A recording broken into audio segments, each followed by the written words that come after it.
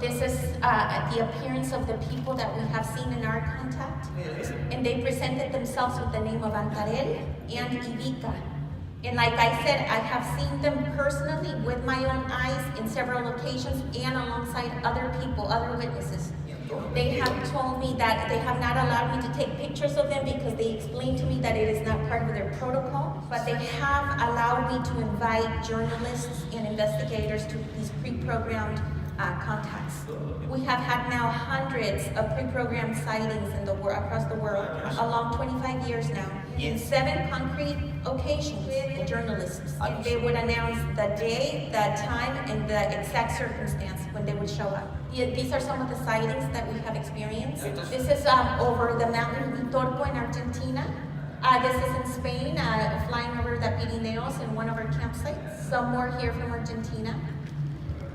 This was very interesting because it's a small soccer ball-like, and this was in pure daylight in Chile. This was last January. There was no beings in that object. It's almost like electronic eyes that are controlled by them. They can materialize inside of any room, and then they can actually capture everything that is happening there. But we've also had pre-programmed experiences here in the United States. I think that you can recognize this place. This is a place that is considered to be sacred by the Native American people of the United States, Mount Shasta. According to the Hopi leader, White Bear, in a conversation that he had with a NASA engineer in the years 1970, his ancestors were taken to Shasta, guided by some beings from the cosmos called Kachinas, that according to them came from the Pleiadian stars. That is why it is believed that Mount Shasta is a place of contact with other realities. And here, many times I have had successful contacts where I invited journalists and investigators, such as in the case of Michael Sala, Grant Cameron, whom I think that you heard his brilliant talk, and of course Paola Harris, with the detail that Paola, aside from seeing these objects at exactly the time that when it was pre-programmed, she has become the first UFO journalist to find herself face to face, along with 7 other people. I think that you guys have heard her story. It changed her life.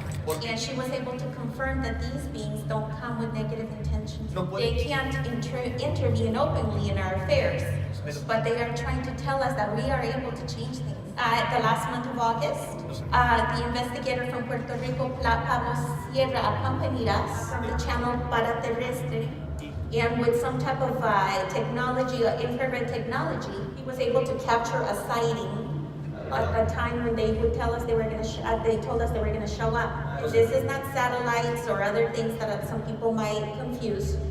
The object that you see here was not seen at plain sight. We were only able to see it once through the infrared, and with more than 100 people witnessing.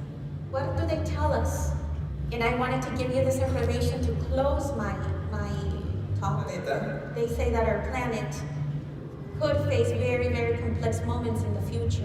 In the year 2016, we actually did a retreat, kind of an encounter, international encounter in the desert. We revolutionized the whole world because hundreds of people of many different countries in the world camped there to try to have some type of contact. Paola Harris was there. And so something very strange happened that I wanted to share with you. That one of the people that were there took a picture that I actually have never shared before at a conference in the United States.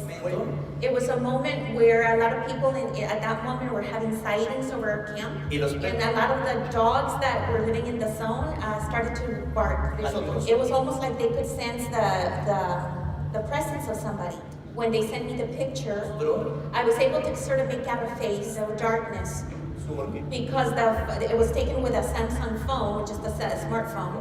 In front of the face, you can kind of see sort of a white spot there, very subtle. And for me, who always tries to be very rational, I just assumed that it was a guy looking at his cell phone. Hey, this is called the Knife of Oka in an investigation, which means that the most rational explication is probably the most probable. For example, if you hear a noise in your house, in your kitchen, the most probable thing is that your cat, and not a projection of an ET, a holographic projection in your kitchen.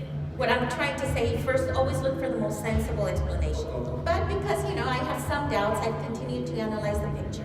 We started to examine it alongside the help of a Chilean investigator, Pablo Serte, and I was really surprised. When we applied some filters and when we magnified the image, we noticed 3 or 4 very, very tall silhouettes alongside our camp, and then that ended up not being a cell phone, and you could very clearly see a face that is alongside a very, very tall silhouette. The analyst from Chile, Antonio Chavez, estimates that these silhouettes are about 2.50 meters of height, which would be how many pies? How many feet is that? Casi 10 pies de altura. So about 10 feet. So giant. This happened in Atacama. And I wanted to show you this because we have received an invitation to go back to that desert. And the date is going to be in September of this year. And I'm extending the invitation.